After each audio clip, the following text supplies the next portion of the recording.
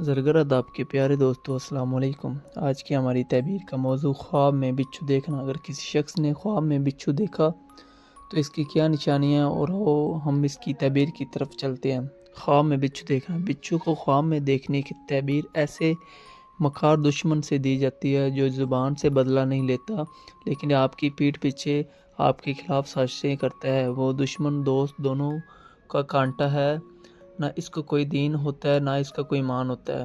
کوئی کول اور جس نے خواب دیکھا کہ بچھو نے اس کو ڈس لیا تو اس کی تعبیر ایک شخص ایک دشمن ہے جو زبان سے اس کی غیبت کرے گا اور اس کے بارے میں تکلیف دینے والی باتیں کرتے رہے گا۔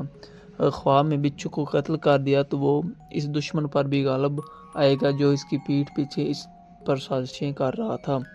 اور جس نے خواب میں دیکھا کہ اس کے ہاتھ میں بچھو ہے اور وہ لوگوں کو اس سے کٹوا رہا ہے تو یہ تعبیر ہے کہ وہ اپنی زبان سے لوگوں کو ڈسے گا، یعنی لوگوں کی پیٹھ پیچھے باتیں کرتا رہے گا اور لوگوں کو اس کی طرف بھڑکائے گا۔ جس نے خواب میں بچھو کا گوشت کھایا تو وہ اپنے دشمن سے مال پائے گا، اور جس نے خواب دیکھا کہ بچھو اس کے پیٹ کھار بستر قمیض میں داخل ہو گیا تو یہ تعبیر ہوگی کہ دشمن اس کے ساتھ ساتھ اس کی باتیں سنتا ہے اور لوگوں سے چغلی کرتا ہے۔